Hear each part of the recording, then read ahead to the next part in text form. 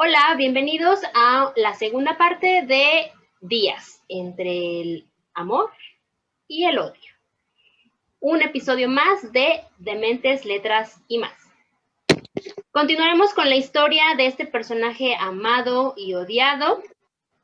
Y pues, qué gran dualidad de sentimientos, ¿no lo crees, David? O sea, amado, odiado, idolatrado, mucha Controversial, polémico. controversial, Hay polémica. tantos adjetivos calificativos que podríamos darle al querido General Díaz. Pero un gran vampiro del poder, además, ¿eh? Sí. Eso es importante. Y yo creo que un místico de la autoridad, como lo definen algunos historiadores, y creo que un gran artífice de la política, ¿no? Claro, y bueno, para hacer como un contexto de lo que vimos en la primera parte, pues hablamos un poco sobre cómo es que él entra a estudiar leyes, con qué tipo de personaje se vio involucrado antes de entrar al poder, su parte pues de la cuestión ya en cómo se convierte en general, cómo es que se vuelve tan importante para México en la parte de la milicia. Vimos también su primer matrimonio con doña Delfina, que era su sobrina. Y Sí, escandaloso eso. sí, yo casi aquí me desmayo por esta situación. Sí, no, aquí se rasgaron las cortinas, amiga. Yo hasta dije, bueno, pero si no estamos en Inglaterra, pero ok. Se casó con su sobrina No, y se Delfina. vivían cosas peores en Inglaterra, en ese momento. Sí, sí, sí. Sí, ahí Ojalá teníamos un tengamos la asesino oportunidad. descuartizando gente, Ojalá tengamos la oportunidad de hablar ¿no? de Inglaterra. A mí me gusta mucho el periodo de Enrique VIII. Sí, estoy bien. Estoy obsesionada por hombres tóxicos, pero sí me gusta mucho la historia de Enrique VIII. Bueno, vimos lo de Delfina y hablamos un poquito de la cuestión de cuando se casa con Carmelita y su primer periodo presidencial. El día de hoy vamos a hablar sobre ese segundo periodo después de que sube al poder Manuel González, que es su compadre. Hablamos también de que en esa época todos eran compadres y comadres. Y pues bueno, comenzamos entonces con la segunda parte, David. ¿Qué nos cuentas de Porfirio Díaz el día de hoy? Perdón. De Don Bueno, Porfirio Díaz. primero, Don Porfirio. Sí, sí, sí. Porque el don en México se le antepone solo a muy pocos personajes de la historia, y que le podamos criticar tanto a Díaz, pero no le podamos quitar el don, habla justamente de esa De su importancia que poder. tiene. Ojalá algún día tengamos también oportunidad de hablar de otros temas, amiga. Un poco menos de tus novios tóxicos que has tenido siempre, ¿verdad? Pero, Pues es que bueno, Enrique VIII, Porfirio Díaz, no, yo me fijo en... por mencionar a los mencionables, si lo quieres ver así. Sí, sí, sí, Pero pero no te bueno, preocupes, mira, todos tenemos un pasado oscuro y un presente controversial, así es que no te sí. preocupes por Ya eso. hablé ya hablamos un poco de Ted Justo, Bundy también, ¿no? Bueno. sí, habría que pensar tal vez en un programa sobre la época victoriana también, en También. tiempos del Destripador, que es contemporáneo de Díaz, ¿no? Entonces, Uh-huh. es interesante porque justamente hablar del segundo periodo presidencial de don Porfirio es como hablar de dos realidades completamente distintas, ¿no?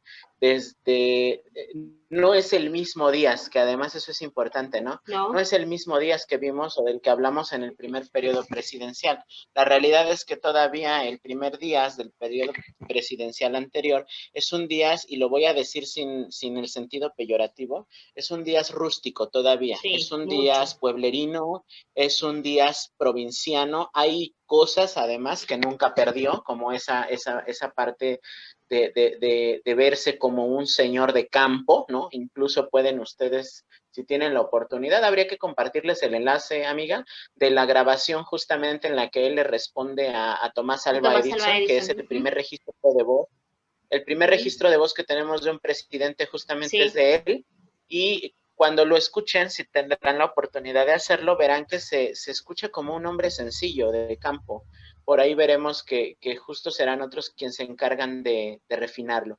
Pero Entre el tiempo ellas, justo su del que esposa hablamos, Carmelita, ¿no? Entre ellas, su esposa su Carmelita, que segunda esposa, ¿no? fue una de Carmelita. las principales, yo creo, ahí es donde podemos darnos cuenta que eso de detrás de un gran hombre siempre hay una gran mujer, ¿no? Porque ella fue la que le enseñó hasta comer, cómo vestir, que no fuera tan, pues tan Claro, pueblerino.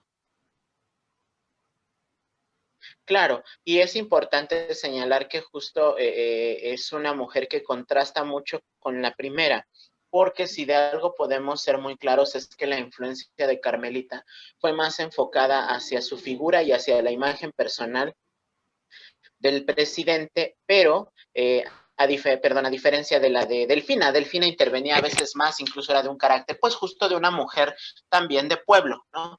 Carmelita no, Aguerrida. Carmelita tiene una formación, sí, Carmelita no, tiene esta formación afrancesada, refinada, de hija de familia, en la que se le formó para no cuestionar. Incluso en asuntos de política, realmente Carmelita no se metió jamás, pero su influencia es tan importante que prácticamente definió todo el carácter estético De y México. de costumbres de la época del siglo, de finales del siglo XIX. Sí, pues Entonces, gracias a bueno, ese, esto es importante. ajá, gracias a ese refinamiento es que existen muchas cosas europeas aquí de esa época, ¿no?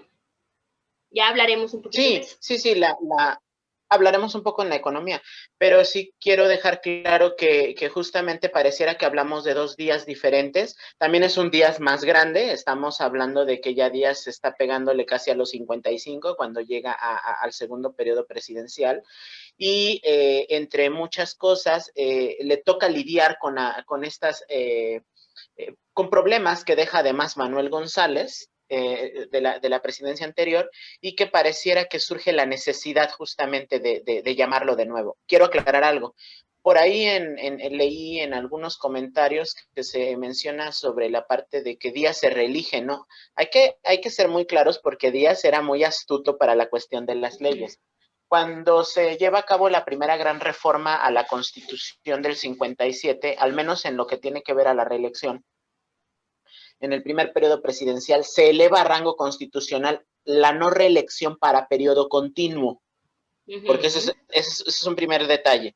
Entonces, ¿qué pasaba? En teoría, la Constitución sí permitía el periodo de González, luego otros 4 para don Porfirio, y se aprobaba porque no era continua, pero justo al finalizar los 4 años, don Porfirio inicia de nuevo el movimiento de este gran, como lo menciono, el gran engranaje de la política Ujú. administrativa de México en este momento, justamente se acciona para permitir las posteriores reelecciones de don Reelecciones. Porfirio, ¿no? Sí, pero entonces las reelecciones son Sí, y hasta el se va segundo periodo. hasta el segundo periodo. Así es, todavía el primero, digamos, estaba respaldado por la Ujú. Constitución. Incluso esta primera etapa de la que podríamos llamar ya la dictadura, que va del 84 hasta 1911, sí está amparada todavía por la Constitución. Más adelante, pues justo sus allegados y los grandes genios, porque además eso es importante, ¿no? Fueron justamente los intelectuales, los legalistas de ese momento, quienes encuentran la manera de ubicar fallas en la Constitución para poder permitir las reelecciones del presidente.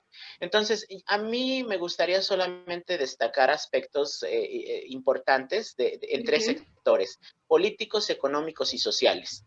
Posteriormente ya les hablaremos de los culturales, que son muy interesantes, por ahí tenemos unos datos bastante buenos, pero primero quisiera abordar un poquito el aspecto político, ya que hemos dejado claro cómo se da este regreso al poder.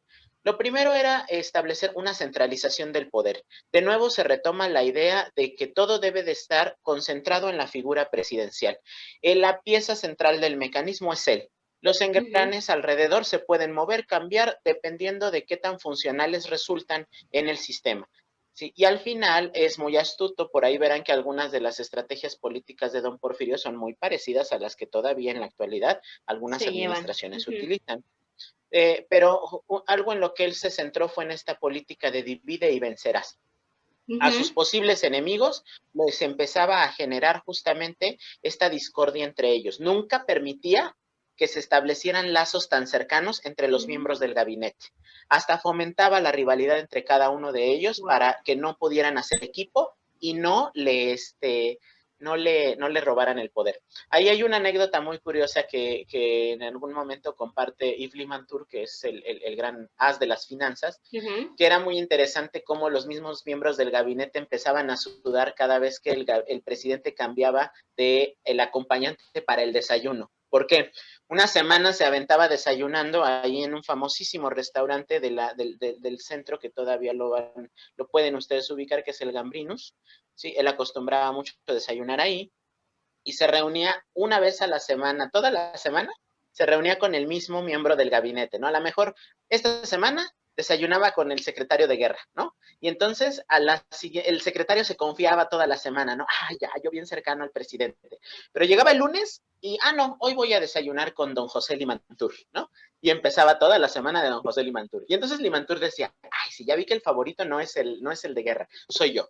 Pero llegaba el domingo y al otro día resulta que ya le tocaba Otro. a otro. Y así, de esta forma, esta inseguridad de los miembros del gabinete porque nadie se sabía quién era el No favorito es o el seguro, mejor ¿no? de los hombres. Exacto. Esto hacía que don Porfirio mantuviera a raya al mismo gabinete. Que eso es importante porque él mismo lo deja claro en algunos de sus escritos, la importancia que tiene el gabinete, que debe de ser gente a la que él pueda controlar y en la que no debe de haber esas alianzas. Bueno, ahí Dentro de esto podríamos decir tenemos, que se enfocó tanto en ese tipo de alianzas ahí en el poder que, bueno, al menos en mi perspectiva, no lo sé. Yo siempre lo he pensado así, que descuidó la otra parte, ¿no? O sea, como que yo siento que cuidó tanto su gabinete, cuidó tanto su gobierno, que descuidó muchas otras cuestiones, pues que él ya no tenía como jurisprudencia ahí, ¿no? Ya lo sí, hablaremos. y otra cuestión también importante es que recuerden que es un gabinete que está conformado por muchos de sus contemporáneos. ¿Qué pasa? El primer gran problema que va a enfrentar el sistema de Díaz es el envejecimiento del sistema. ¿Por qué? Porque muchos de sus miembros del gabinete, que es muy curioso, Ana, porque muchos eran más jóvenes que él, fallecían. Entonces él se empezaba a quedar sin secretarios a medios periodos. Bueno, es que no Entonces olvidemos había que que en ese limpiar, tiempo el nivel de mortalidad era muy bajo. Creo que no claro, llegaban ni a los 30, 40 y ya estaban en el muriéndose, peor de ¿no? los escenarios. No, Sí, incluso don Porfirio, ya llegando a los 60, se consideraba una persona de edad avanzada. Entonces, exacto. imagínense, cuando va llegándole o pegándole a los 75, pues ya mucha gente lo consideraba eterno al hombre. Por eso es que ponían, bueno, o estuvo mucho tiempo que la 60, ¿no? Y que a los 60 te jubilabas. Ahorita ya lo subieron a 65 y creo que en esta actual, ay, se me fue la palabra. Bueno, que ahorita ya lo quieren subir a 75, me parece, 70, ¿no? Porque pues ya el Ujú. nivel de mortalidad es más alto. Así es. Entonces, este es un primer problema que va a tener el gabinete a largo plazo, no a corto, porque además todavía estos primeros años del segundo periodo presidencial, todavía Díaz tiene mucho el apoyo incluso del pueblo. Recuerden que el pueblo lo ha visto pelear, Sí, es claro. todavía, son contemporáneos, o sea, hay todavía papás que le cuentan a sus hijos en ese momento las grandes hazañas del general en la guerra de reforma, en la guerra de intervención. Entonces tiene el apoyo popular. Por eso tampoco eran tan sonados estos problemas de la cuestión de la reelección. La gente finalmente confiaba en que si alguien podía sacar adelante al país, Es ahí era, donde yo tengo era ese México. conflicto. Pues él fue uno de las figuras en la batalla de Puebla, ¿no? Que como conocemos, ¿no? O sea, la batalla de Puebla el 5 de mayo. Y Y no se gana por él, festejamos, porque desobedece una claro, orden. por supuesto, se gana por él. Y es un evento que no se festeja nacionalmente, cuando sí No, debería de no, festejarse, ¿no? O sea, lo festejan más en Estados Unidos que aquí en México. Yo tengo sí, una teoría, yo tengo una algún día teoría. hablaremos un poquito sobre la batalla de Puebla, porque también ahí hay muchas cuestiones como oscuras, les digo yo, de la historia que sería bueno que en algún momento comentáramos. Bueno, Pero entonces no esto me cuento mi lleva, teoría. no, no, amiga, dejémoslo para Mis un alumnas especial de eso. ya la saben, porque siempre que tocamos los temas de los días de descanso y me preguntan por el 5 de mayo, pues yo les cuento mi teoría, pero no la voy a contar. Si la quieren saber, comenten.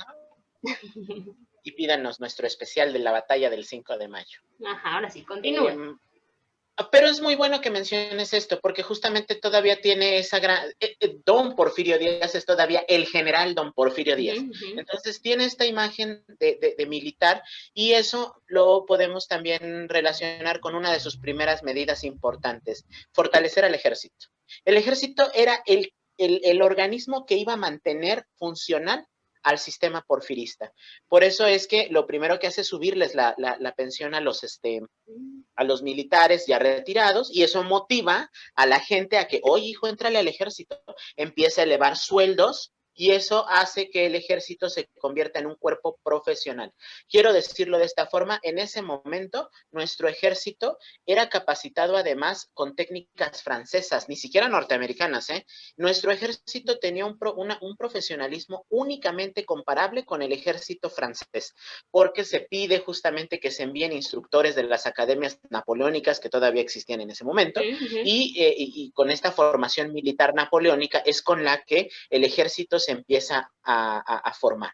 Y bueno, dentro de estas políticas también sí debemos mencionar la famosa política de pan o palo, ¿no? Que es tan sonada por los historiadores. Las tiendas de raya, que eran un mecanismo justamente de control por parte de las haciendas y que nos habla también un poco de esta desigualdad económica. Sí, claro, como siempre ha habido. La cuestión es que aquí lo importante es que no había tiempo para hacer política, ni para hablar, ni prometer. Lo primero era administrar y sacar adelante al país. Por eso, paz y progreso por sobre todas las cosas. De ahí la importancia del es lo que te digo. ¿no? Entonces, ahí es en donde yo siento que descuidó unas cosas por cuidar otras. O sea, finalmente cuidó la parte del gobierno, cuidó esta parte. Y además también, pero descuidó la parte de las haciendas. O sea, él no podía, y yo ahí siempre, y perdón, ahí sí lo defiendo. Ahí sí lo defiendo y digo, él no podía estar en todas las haciendas viendo si maltrataban o no maltrataban a los indígenas, o si maltrataban o no maltrataban a las personas que estaban en los peones, o etcétera, ¿no? O sea, él simplemente confiaba en sus trabajadores o en las personas a las que él les asignaba las haciendas, y ya los hacendados hacían lo que querían con ella, ¿no? Entonces yo ahí sí lo defiendo en ese aspecto. No todo fue culpa de él. Claro, en este caso podríamos justificarlo desde la perspectiva de la omisión, ¿no?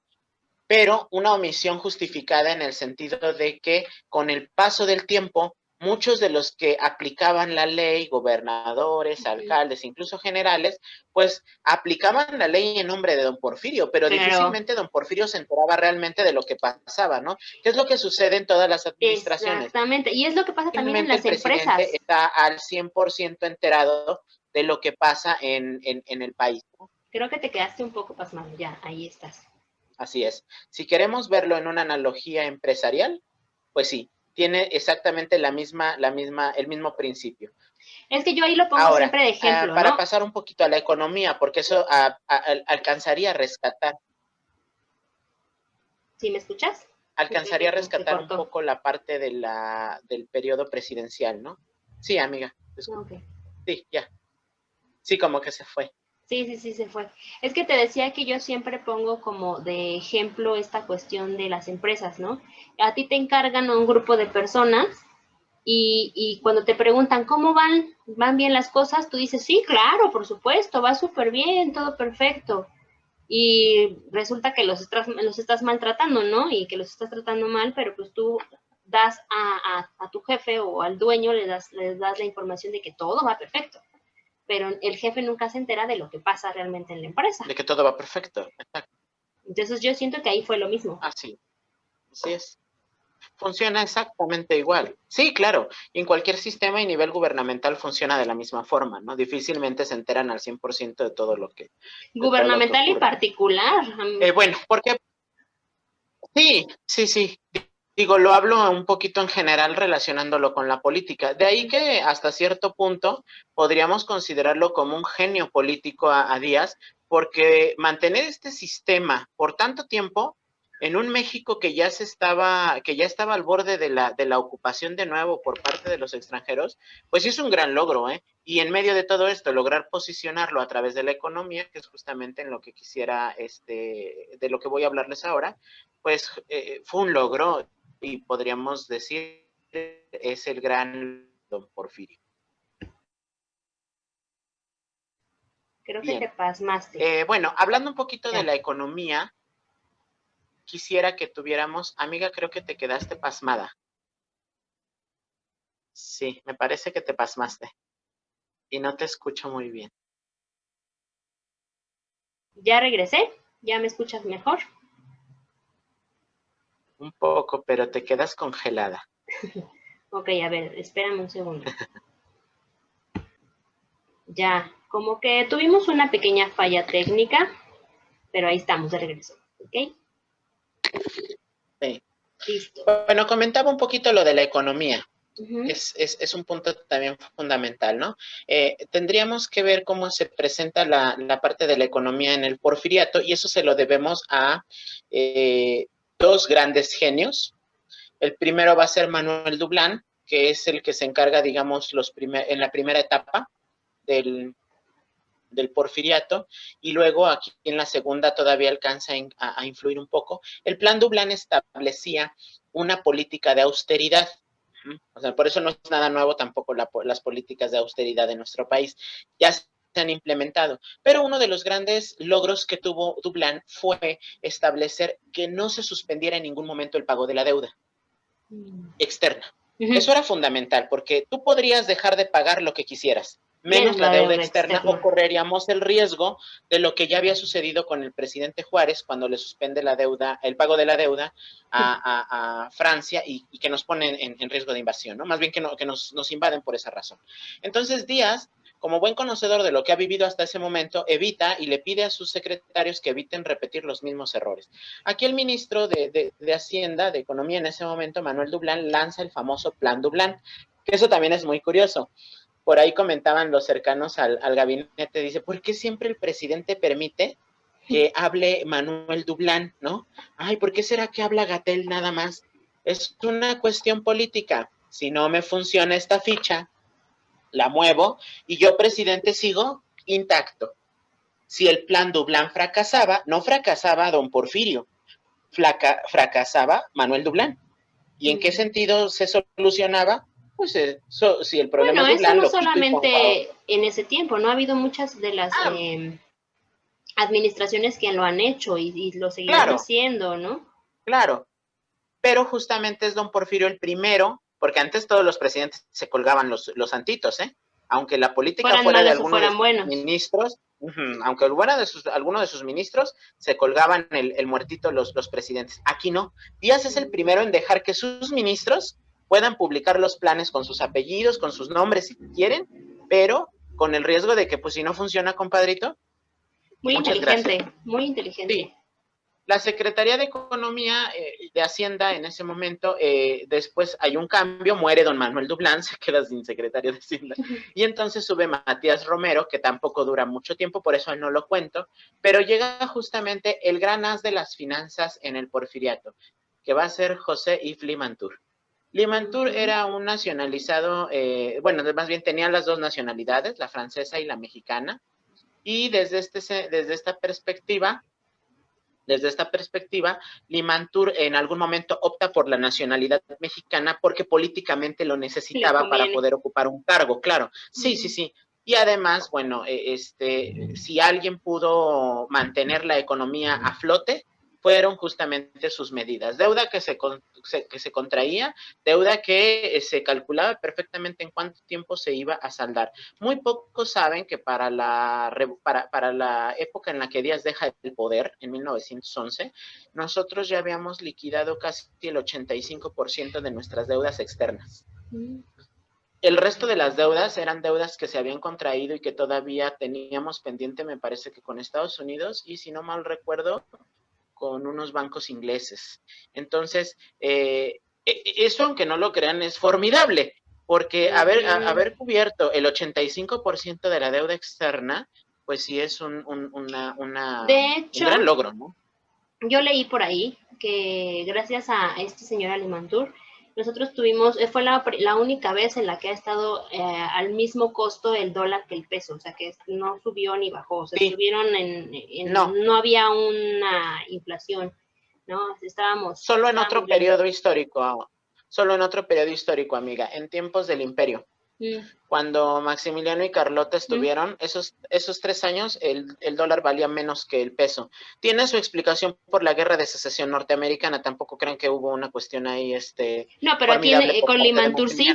Aquí con con Limantur sí fue completamente gracias a las estrategias económicas. ¿Cómo lo logró? Oye, espera, antes de que digas cómo lo logró, se dice por ahí que según en el tiempo de don Porfirio creó como un fondo, como un tesoro para los mexicanos y que a un cierto tiempo nos lo tenían que dar y son como muchos miles de pesos, pero que el gobierno no quiere que sepamos porque, o sea, el gobierno hablo en general, o sea, todas las administraciones, no estoy achacándole a nadie, que no se quiere que se sepa porque pues obviamente son muchos miles de pesos que solamente nosotros como mexicanos los podemos cobrar. Mira, ni la desecho, la teoría, pero tampoco la podría sustentar Asegurar, ¿no? de una forma adecuada, claro. Aseverar Sí te más la bien. creería porque finalmente, sí te podría decir, puede que sí, amiga, porque recuerda que finalmente fue un genio de la economía. O Sí. sea, eso no se lo va a poder quitar nadie, nadie. Nadie. O sea, es como cuando la gente me habla, ay, es que Salinas de Gorta, sí, pero la genialidad económica que tenía, al igual que la genialidad económica no solo de Díaz, sino de este señor Limantur, es sorprendente, porque manejaba la economía de una forma fabulosa y Increíble. eficaz sobre todo. Entonces, podríamos hablar de que se alcanza una sustentabilidad económica durante este periodo del porfiriato, aunque también hablemos de que Limantur ya le toca un poquito más como de los 1900 hacia 1915 tener a su cargo esta parte, ¿no? ¿Cómo lo resolvió? Con los impuestos. Los impuestos no crean que era como ahora, ¿no? Que de repente hay tanta evasión de impuestos y que es la única cosa en la que a veces le doy la razón a las administraciones recientes, es que hay mucha evasión de impuestos, sí, y lamentablemente es dinero que no ingresa al Estado y que por lo tanto el Estado no puede destinar a otra cosa. Pero en este momento hablamos de impuestos que pagaban todos. No había exención de impuestos, ni había condonación de impuestos. Todos pagaban sus impuestos. La boleta del agua llegaba desde a la casa más jodida hasta la casa presidencial.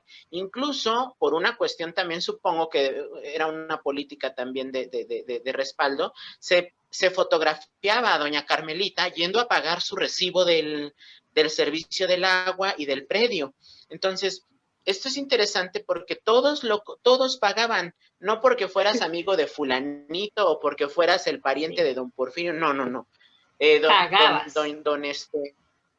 Y don Porfirio estableció este principio, todos tienen que Paga. pagar. Y la otra cuestión, que es a veces lo más criticado por algunos historiadores y economistas, ¿de dónde iba a salir el dinero? De aquí evidentemente no, ¿eh? De aquí no, porque una realidad, amiga, es que la economía en México estaba completamente parada. Las minas todavía no se echaban a andar al 100%, la inseguridad de los caminos, etcétera, ¿no? Entonces, la economía no tenía realmente una sustentabilidad. Entonces, ¿qué es lo que sucede? Dentro de esto, dice Díaz, el dinero tiene que venir de afuera. ¿Y de Claro. dónde? De la inversión extranjera. Y entonces empiezan a organizarse grandes eventos, cenas, congresos para invitar a los inversionistas norteamericanos, los inversionistas europeos, a que vinieran a México Te a vuelvo a decir, invertir. a poner a México en el ojo del mundo, ¿no? O sea, de, mira, ahí Así es. podemos, ahí nos dejan, ¿cómo ves? ¿No? Abramos esto. Claro, y algo bien interesante, si ustedes tienen alguna oportunidad de visitar la hemeroteca en la medida de lo posible y buscan periodos europeos o norteamericanos de la época, si ustedes se van antes de 1884, difícilmente van a encontrar noticias de México en primera plana. Pero a partir de este segundo periodo presidencial, México aparecía que hasta decían, ¿de dónde? ¿De dónde de repente este país porque así lo decían, este país de indios salvajes, cómo que de repente empieza a figurar en las magazines de economía y todo eso? Pues precisamente por esta propuesta. ¿Y la Pues es que economía no, entonces? todavía a la fecha seguimos, bueno, somos conocidos en otros países, ya no tanto tal vez, pero se siguen pensando que la imagen de un mexicano es un indio sentado con un sombrero cerca de un nopal. O sea, todavía nos consideran indios, ¿no? Sí, Digo, sí. bueno, de Todavía es indígenas, una visión muy aclaro. pintoresca, ¿no? Ajá. Claro, no estoy Sí. haciendo ningún tinte de discriminación ni mucho menos. Así nos conocen en el No, mundo, no, no, ¿no? no. Como indígenas, Uh-huh. como personas con Sí, yo sombrero. te puedo, Sí, muchos, incluso yo te puedo hablar de compañeros que tuve en la carrera extranjeros o en algunos cursos que he tomado, que siempre se imaginan que llegan a México y nos van a ver a todos de guarache y manta, ¿no? Ujú. Ajá, y yo a veces les digo, no, pues es como si yo fuera a España y me imaginara que las españolas andan con peineta y mantilla donde van, o que si voy a Francia ningún francés se baña, ¿no? Entonces, es la misma percepción, que nos ven como una especie de país pintoresco, pero no dejaba de ser un país muy rico en recursos y en el que todos estos países europeos, Francia, España, Inglaterra, Estados Unidos, acá en América, la misma Alemania, pues veían a México como un territorio potencialmente favorable para todos, ¿no? Entonces, ¿qué pasó? Pues si Francia en algún momento se cansó y dijo, no, pues no lo puedo conquistar, pues ni modo, le voy a tener que invertir y hacerlo aliado económico, ¿no? Eso lo vamos a ver reflejado también en en el país, la economía se empieza a ver reflejada en la infraestructura, ¿no? Se empiezan a ampliar las Ujú. ciudades, llegan almacenes, ¿no? Por ejemplo, tenemos que llega el Palacio de Hierro, ¿no? Ahí está la leyenda urbana que dicen que para que doña Carmelita no tuviera que ir a comprar sus abanicos franceses y sus sombreros, para que la señora no fuera por sus garras a París, pues se le traen el Palacio de Hierro o los almacenes del puerto de Liverpool, etcétera, ¿no? Muchos de los grandes Ujú. comercios que ahora aún han sobrevivido, algunos de ellos, pues llegan en esta época. ¿Cómo se ve también reflejado la economía? En la tecnología. Máquina de escribir, llega el cine, la línea ferroviaria se amplía, ¿no? Fíjense, éramos un país con una línea ferroviaria envidiable, ¿eh? O sea, país que se considerara ya casi en el primer mundo, debía tener su ferrocarril. Y teníamos un sistema ferroviario muy, muy amplio, ¿sí? Aunque no es Claro. Díaz quien lo crea, recuerden que se funda en tiempos del Lerdo de Tejada, pero Díaz le da este fortalecimiento y esta Ujú. amplitud a la red, ¿no? Y así es como funciona la economía. ¿Cómo se ve reflejado? Y lo encadeno ya con lo social, ¿no? Pues que evidentemente la sociedad mexicana se veía muy polarizada en cuanto a los niveles, estaban muy bien definidos. La clase Sí. alta, hacendados, los miembros del gabinete, la burguesía, la clase media, los pequeños comerciantes, los artesanos, los profesionistas, ¿no? Que es lo que yo sería clase media, por eso a veces se sorprenden porque me dicen, ay, usted seguramente sería hacendado en la época del porfiriato. No, la realidad es que los profesionistas éramos la clase media, ¿no? Y la clase baja, obreros, campesinos e indígenas. La política social represiva, sí, amiga, pero siempre en el contexto de lo que tú me acabas de mencionar, ¿no? O Ujú, sea, ujú. no podrías estar con la lupa revisando y supervisando Pues no, cada yo creo que hacienda. no. Yo creo que nadie. Bueno, y aquí a lo mejor me voy a adelantar un poco a la cuestión de cuando ya empieza la revolución y demás, pero estaba yo viendo justo el día del aniversario de la revolución, que hicieron una representación justo en donde está el monumento a la revolución, que no era un monumento, y hablaremos sobre eso, que no iba a ser un monumento originalmente. Bueno, pero hicieron ahí la representación de cómo es que se desata el inicio de la Revolución Mexicana. Y entonces yo me puse a analizar y le decía a mi familia, pues es que creo que no ha cambiado mucho la situación de las personas de ese tiempo a ahorita. O sea, todavía sigue habiendo personas que trabajan bajo la presión de otras personas que las maltratan, hay mucha discriminación, los indígenas son maltratados, son ninguneados, o sea, seguimos viviendo lo mismo. Lo que pasó es que allá sí hubo un par de personas que se agarraron los pantalones y dijeron, vamos a combatir en contra del gobierno, en contra de la persona que aparentemente es la que estaba en contra de ellos. Y digo aparentemente entre comillas porque, ya se los vuelvo a decir, no creo que él haya sido el culpable al 100%. O sea, pues no. Y actualmente tampoco creo que el gobierno como tal sea, y hablo de cualquier administración, no creo que el gobierno sea completamente los culpables, ¿no? Creo que Ah, cadenita, no, claro que no. es una cadenita que nos lleva a que tú me haces, yo le hago, tú me haces, yo le hago, y así nos vamos hasta lo más bajo de la pirámide social, ¿no? Entonces, bueno. Sí, incluso hay juicios muy subjetivos sobre esta parte de lo social en tiempos del porfiriato, ¿no? Uh-huh. Nos dicen algunos, no había libertad de expresión. Mentira, es el periodo presidencial donde hay más periódicos de oposición que están corriendo. Y todos los leía el Claro, presidente, ¿eh?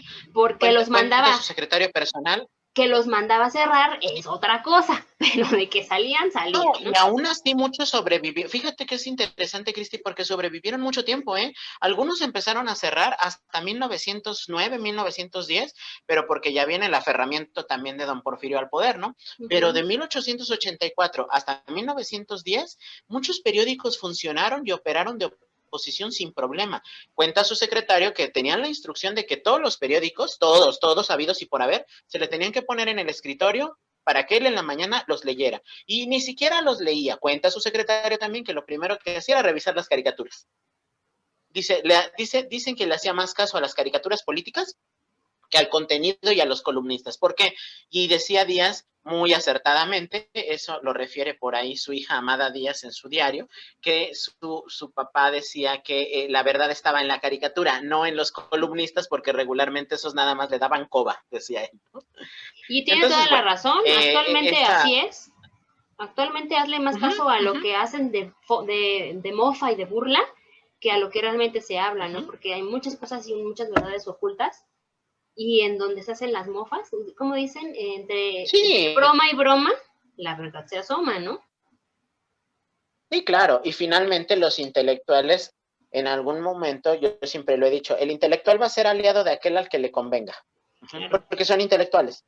Regularmente estos intelectuales que justamente me permite hablar de los aspectos culturales, son los que van a justificar la necesidad casi como de ciencia de la presencia de don Porfirio. Por eso es que en la cultura vamos a ver que el progreso también se ve reflejado, ¿no? Sobre todo cuando se forma el grupo de los científicos, que les dicen así precisamente porque les dicen que para ellos pareciera una necesidad científica la existencia de la dictadura de don Porfirio, ¿no? Y ahí vamos a tener esta cuestión, ¿no? Entre ellos a Justo Sierra, Guillermo Prieto. Guillermo Prieto llevaba en el Congreso como diputado desde tiempos de la Guerra de Reforma. Entonces tú dices, a ver, tampoco te ha convenido ni te veo muy del pueblo renunciando a tu cargo, ¿no? Pues muchos de ellos, Francisco Zarco, Federico Gamboa, Rosendo Pineda, Manuel Paino, Vicente Riva Palacio, etcétera, pues son intelectuales que en algún momento bajaron la manita, ¿sí? ¿Por qué? Porque eran finalmente financiados también por el mismo gobierno, ¿no? Apóyame y entonces no te molesto y te dejo publicar lo que quieras, ¿no? Ahí está la anécdota de Federico Gamboa, ¿no? ¿Por qué publica Santa Evidencia muchísimas de las corruptelas del gobierno porfiriano? Dirían, ¿y por qué se permite publicar en tiempos de don Porfirio, no? Ah, pues porque finalmente Gamboa atacaba a través de la obra, ¿no? No lo ibas a ver a Gamboa en un discurso diciendo, ay, sí, don Porfirio y esto, no. Entonces yo te doy chance, pero tú me tienes que seguir apoyando. Pues precisamente lo que hizo con la iglesia, ¿no? Para poderse casar con su sobrina. Claro. Yo te quito, pero tú me das. Sí, también es importante recordar eso, que en este periodo la iglesia sigue ofreciendo un apoyo sustancial. Eso sí, quien le había brindado el apoyo tan grande, que fue el arzobispo Labastida, pues ya para 1900 ya murió, y los que le siguen, pues tratan como de seguir la misma conducta del anterior para mantener mantenerse en paz, ¿no? Y así se mantiene ya la iglesia, cruzadita de brazos y calladita por lo menos hasta 1928, ¿no? Ahora, ahí es importante que hablemos un poquito de las obras, ¿no? La construcción de obras públicas, eso es fabuloso. Sí.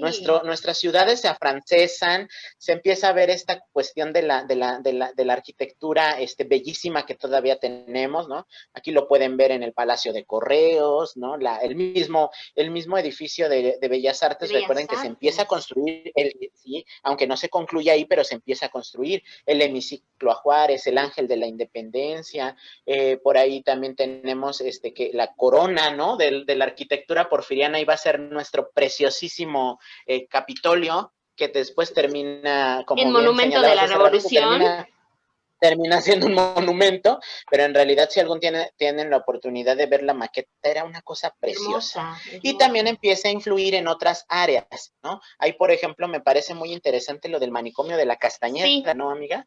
Sí, de hecho, como que siempre centró su atención, el gobierno de Porfirio Díaz siempre centró su atención en modernizar al país, ¿no? Y le dio como mayor énfasis a la salud, ¿no? Hubo un tiempo en el que hizo como que se enfocó más en cuestiones de la salud. Y en 1878 se realizó el proyecto del manicomio general, y en 1881 no solo el del manicomio general, sino hizo en paralelo el Hospital General de México y el manicomio general, ¿no? Tenía la idea como de tener esta, porque antes creo que se centralizaba la atención de salud a hombres, mujeres, o sea, los separaban, ¿no? Y aquí lo que quería era que fuera como algo en donde pudieran atender de la misma manera y la misma calidad, tanto a hombres como mujeres, tanto en la cuestión hospitalaria como en la cuestión mental, ¿no? Aquí es muy importante, esto me agradó mucho, cuando yo empecé a investigar sobre, sobre el manicomio de la Castañeda, decía que la construcción de este manicomio para festejar, eran parte de los festejos del centenario de la independencia de México. O sea, era como parte del regalo que le daba Díaz a la sociedad mexicana, ¿no? O sea, de mira, estamos festejando la independencia de México, te doy esto a ti, de sociedad, para el cuidado de las personas enfermas mentales, ¿no? Y estuvo a cargo del hijo de Díaz. Yo no sabía que había estado a cargo del hijo de Díaz. Este lugar donde se ubicaba el manicomio de la Castañeda fue construido en los terrenos de una hacienda en la zona de Mixcoac. Era una hacienda, si mal no me equivoco, era tequilera, bueno, ¿no? Perteneciente al empresario pulquero Ignacio Torres Adalid. Él era el dueño de los terrenos en donde se construyó el manicomio. Y Díaz pretendía que el manicomio tuviera, esto me encantó, el mismo estilo que el asilo para enfermos mentales me corregirás la pronunciación de Francia, pero es Charenton en París. Ese era el estilo que quería que tuviera nuestro manicomio de la Castañeda. Los 25 edificios que mandó construir, esos 25 edificios que mandó construir en esta antigua hacienda, pondrían a México a la altura de esos países avanzados, o sea, ya él ya veía como a futuro, ¿no? En el tratamiento de las enfermedades mentales. Algo que me agradó bastante porque, bueno, obviamente soy psicóloga y esta parte de que abriera él como el panorama para, vamos a empezar con la parte mental, no solamente, digo, ahí era más para psiquiatras, ¿verdad? Pero, pues finalmente él pensó en poner a México al nivel de la cuestión mental de otros países, ¿no? O sea, que muy avanzado tratarse. si consideras Claro. que en Francia la psicología está en pañales todavía, ¿no? Formalmente hablando, imagínate el gran avance de que México tenga una institución Iban a estar así. a la par, ¿no? Iban a estar a la par. Entonces, de hecho, era lo que quería, que aquí se estudiara igual que en Francia, igual que en ese país, que se estudiaran las enfermedades mentales. O sea, que estuviéramos o sea, aquí fue como el inicio, bueno, ahorita no me quiero adelantar, pero la inauguración se realizó el 1 de septiembre de 1910, o sea, a unos años de que él se fuera. Y fue una de las cosas que Díaz hizo, las últimas que hizo en el poder, ¿no? Obviamente con la ausencia de Díaz cuando él es exiliado a Francia al inicio de la Revolución Mexicana, este psiquiátrico enfrentó ya las carencias económicas, las de organización, la atención a los pacientes, ya no fue la misma. Pasó de ser basada en la ciencia a la suposición. O sea, cuando Díaz sale de México, completamente se cierran la parte de vamos a trabajar con la ciencia y vamos a suponer, ¿no? Lo que está pasando. Y entonces las prácticas médicas ya fueron malas, ya no fueron las correctas. Los enfermos, sí. Ajá. Sí, y justo fíjate que es muy interesante porque también hay conductas que en ese momento todavía no eran entendidas, ni siquiera desde la perspectiva psiquiátrica, ¿no? Ni siquiera eran entendidas como enfermedad, ¿no? Exactamente, no, y aquí lo interesante es que se empezaban a trabajar ya con ciertos lineamientos de qué es lo que tenemos que hacer para poder cuidar a estos enfermos mentales, y cuando él se va, cuando él es exiliado, pues el gobierno como que no le prestó tanta atención a esta parte del manicomio, y entonces pues, dijeron, ¿no? Ya. Y de aquí, fíjate, en ese manicomio se clasificaban a los enfermos en 23 pabellones. Los epilépticos, o sea, los epilépticos se consideraban enfermos mentales para estar en psiquiátricos. Sí. Las ninfómanas, las prostitutas, ajá, y juntaban a las prostitutas junto con los sifilíticos, o sea, con los que tenían sífilis, los juntaban, órale, ahí está, ¿no? Pero el caos se desató cuando el gobierno empezó a llevar a convictos peligrosos, o sea, ya no eran enfermos mentales, sino que también ya ahí metían a personas que habían hecho algo, a lo mejor asesinos o no sé, asaltantes, ¿no? Y no nada más a este tipo de personas, sino a indigentes. O sea, Sí, te encontraban en la calle y ahí órale, estuvo lo vámonos a la Castañeda, ¿no? O así es. simplemente tú no podías pagar la renta de tu casa, vámonos a la Castañeda. O sea, ya no Sí, era una práctica como la que Porfirio Díaz quería para ese manicomio. Porfirio Díaz quería que México empezara a aprender y a estudiar las cuestiones mentales para darle una salud mental a México. ¿Y qué pasa? Que las demás administraciones dijeron, no me sirve esta persona, vámonos a la Castañeda. Tú eres indigente a la Castañeda, no tienes para pagar a la Castañeda. O sea, ya todo era ahí. Entonces, al principio, cuando se inauguró y cuando empezó con esta cuestión de que Díaz lo pensó para enfermedades mentales, se pedía al paciente un certificado de locura, ¿no? Entre comillas, porque pues digo, locura encierra muchas cosas, ¿no? Pero se les pedía claro. este certificado. Y resulta que en las décadas que siguió, ya no se solicitó, pues no, ya no les convenía pedirles un certificado de locura porque no estaban locos, ¿no? Ujú. Porque una prostituta no estaba loca, porque una persona con sífilis no estaba loca. Bueno, y loca entre comillas, ¿eh? La locura abarca otras cuestiones, ¿no? Voy a utilizar el término enfermo mental, Enfermo mental, sí, sí, ¿no? sí, Que sí, es el término correcto. O sea, claro. no podías pagar la renta y te metían a un manicomio. Tú no estabas enfermo A mental. mí me brinca, a mí me brinca algo muy curioso y que seguramente me llamó la atención porque hace poco fui a ver esta película de los 41, Ay, sí, no, porque, la he visto y porque la quiero ver. cómo es chistoso. Nos acabas de mencionar, Cris, muchísimas personas, estereotipos de personas que iban a dar a la Uh-huh, Castañeda, pero el homosexual iba a la cárcel. uh-huh. Eso es curioso, ¿no? O sea, la ninfómana, la prostituta, el que no podía pagar la renta, el indigente, iban al manicomio de la Castañeda. Pero, por ejemplo, en este caso, y no porque hable yo de la homosexualidad como un trastorno, pero es curioso, ¿no? Cómo la homosexualidad era más bien penada por la ley, ¿no? Y no eran canalizados al manicomio de la Castañeda. Y digo que era peor porque también para ese momento se construye la famosa cárcel de Lecumberri, que se Uh-huh, uh-huh. consideraba una de las prisiones más sofisticadas también de América Latina, eso deben de saberlo. Era una prisión mejor que las norteamericanas Sí, y que tenía un espacio exclusivo para para homosexuales. sí, sí, sí, ¿no? Entonces, me resulta así sorprendente De que dentro hecho, de este diseño no se considerara eso, ¿no? hay una situación muy, ahorita que mencionaste eso de Lecumberri, bueno, después habrá oportunidad, ojalá que podamos hablar sobre esto, pero se les dice jotos porque Sí, justo en la celda J se encerraban a los la celda J, homosexuales. exactamente. Y que además fue un escándalo que empañó muy cercanamente a la familia presidencial, ¿eh? Pero Por todavía ahí, no lo ahí, toquemos. Todavía no lo toquemos. ajá, exacto, todavía no lo tocó, Todavía no lo toquemos porque va a haber una tercera parte y en esa tercera parte vamos a hablar ya de la parte de la decadencia de Porfirio Díaz y vamos a tocar de la precisamente decadencia. este punto, ¿no? Yo ya estoy tocando un poquito sobre esta cuestión, pero en la parte que él construyó socialmente, ¿no? Sí, sí. También algo muy importante que me llamó muchísimo la atención aquí en el manicomio de la Castañeda es que llegó un momento en el que quitaron las camas por la cantidad de enfermos que tenían, bueno, enfermos entre comillas, porque había tantas personas ahí adentro que dijeron, pues ya, ni modo, adiós, vámonos camas, y dormían en el piso, dormían en condiciones completamente insalubre. Deplorables. Sí, sí, sí. O sea, y esto me sonó a ti, amigo, en verdad, lo voy a citar y creo que esto es completamente como tú lo dirías. Esa duela que alguna vez dio un toque elegante al inmueble, ahora yacía derruida por orines, sudores y mordeduras de ratas.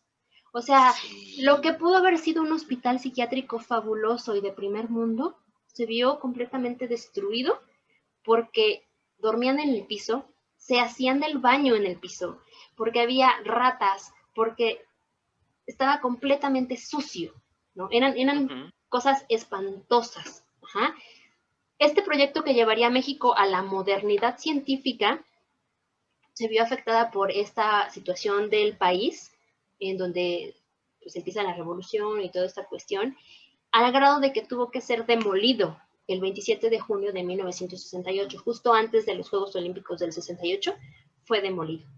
O sea, ya de plano dijeron, ya aquí esto ya no puede seguir y lo demolieron, ¿no? Pese a los malos tratos que ahí hubo, debemos reconocer, pésele a quien le pese, que la cuna de la psiquiatría en nuestro país fue gracias a esta institución.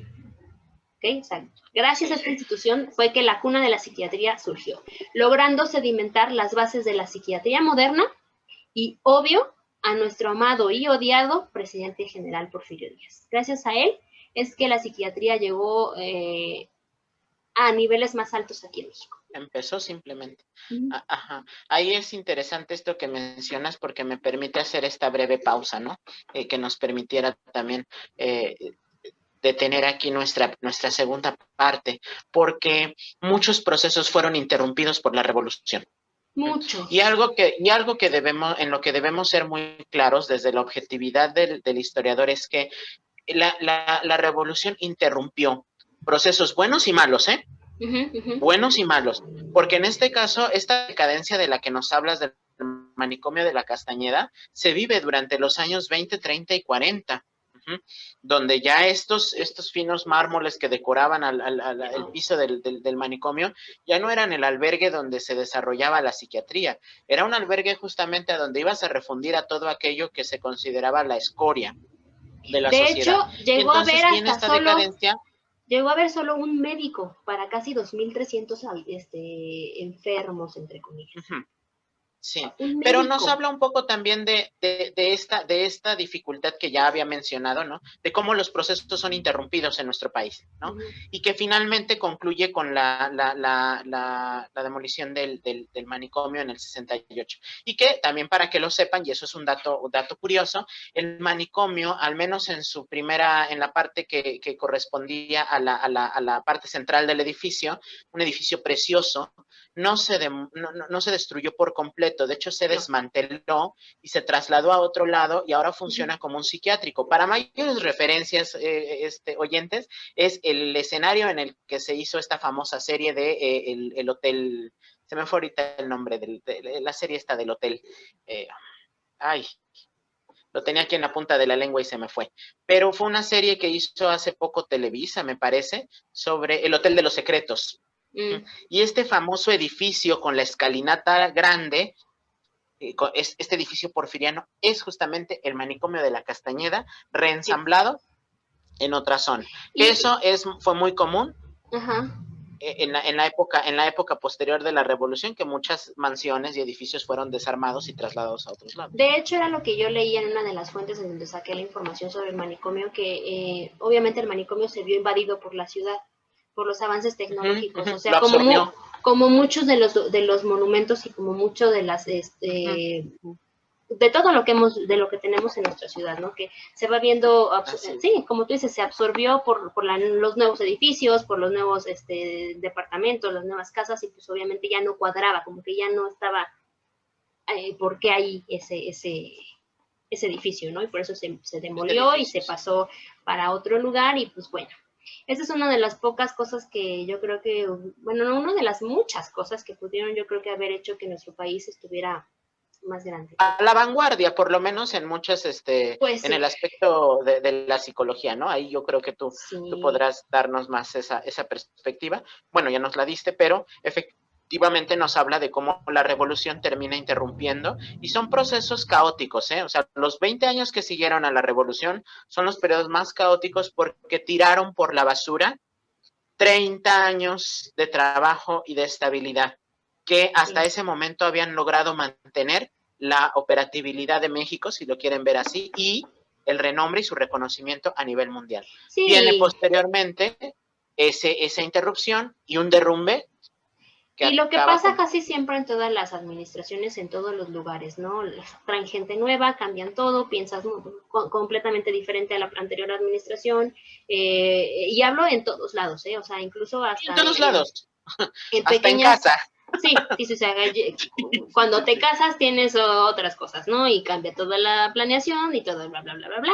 Entonces sí, se interrumpió mucho y además también cuenta mucho el hecho de que, no, lo que él hacía estaba mal. Entonces se acabó y dejamos todo al olvido, ¿no? O sea, tenía muy buenas cosas que no se siguieron, no hubo una continuidad. Exacto. Pero bueno, Así es. Igual, siempre se los digo a mis alumnas y lo digo aquí, ¿no? Cada quien tiene la opción de pensar lo que considera que es lo mejor. Si ustedes consideran que aún con todos esos avances tecnológicos y toda esa modernidad que nos pudo haber traído Porfirio Díaz, actuó mal y fue un mal presidente, es completamente válido que lo piensen. Habrá a lo mejor después de estos podcasts, esta primera y segunda parte, quienes digan o cambien ese pensamiento porque digan, wow, sí hizo cosas buenas, sí fue mal presidente en algunas cosas, pero también fue muy buen presidente en otras, y ojalá podamos lograr eso, ¿no? Porque aquí no hay héroes y villanos, aquí realmente la historia, Exacto. Aquí la historia es contada Exactamente. por lo que conviene.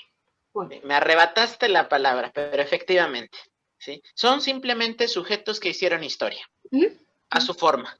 Clasificarlos buenos o malos sería caer en el gran error de encasillar todo en correcto e incorrecto, sí. Y eso finalmente nos resta objetividad. Y la historia debe de tener esa parte. Claro. Sí, efectivamente podemos hablar de una parte negativa en la administración de Díaz, como en la de cualquier otro país y en la de cualquier otro gobernante y en cualquier otra administración, pero siempre también reconocer los aspectos positivos, porque si convertimos a nuestras figuras históricas en representantes de lo bueno y de lo malo, lo único que hacemos es favorecer la creación de mitos y especulaciones que a veces le restan realidad y verdad a la historia. Fíjate que ahorita que hablabas de eso, estoy leyendo un libro en donde hablan precisamente de la dualidad, ¿no?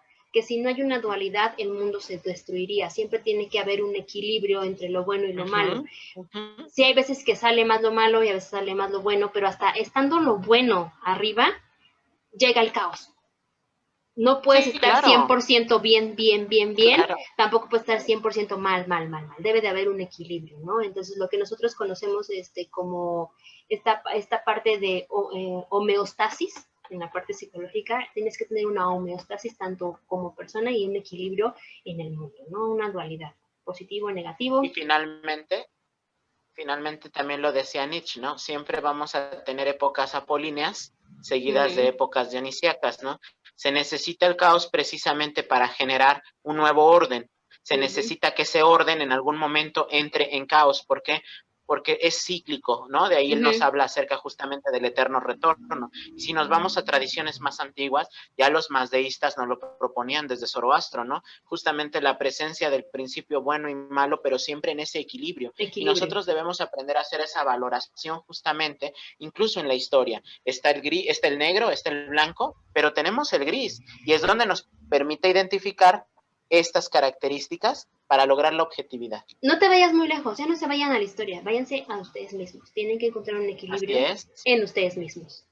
Ya, no te vayas a que sí, la historia que sí, no, o sea, vete a ti mismo, vete a ti y tú obsérvate y di, tengo que tener una parte buena y una parte mala y tengo que estar en equilibrio y va a haber momentos buenos y va a haber momentos malos. Entonces, así como te pasa a ti, le pasa a todo el mundo. Y hablo del mundo, o sea, general, ¿no?